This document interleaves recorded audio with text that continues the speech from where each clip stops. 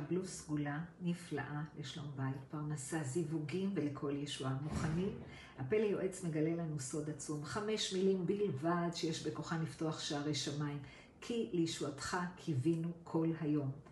מה הסוד שעומד מאחורי המילים האלה? כשאדם מקווה לישועה לאורך כל היום, הוא באמת מפעיל את מידת הביטחון בהשם. הקיווי והאמונה מניעים גלגלי שמיים, וכשיש התעוררות מלמטה, יש התעוררות מלמעלה. איך נשתמש בסגולה? נאמר את הפסוק הזה בכוונה ומכל הלב, ונאמין באמת שהישועה מתחוללת בשמיים, לקוות לטוב, לא לחשוב האם זה יקרה, אלא הישועה בדרך אליי. כשהלב מאמין ובוטח, רואים ניסים ונפלאות. כל היום תאמרו, על כל דבר תאמרו, כי לישועתך קיווינו כל היום. שתזכו לישועות שמחות ובשורות טובות, אמן.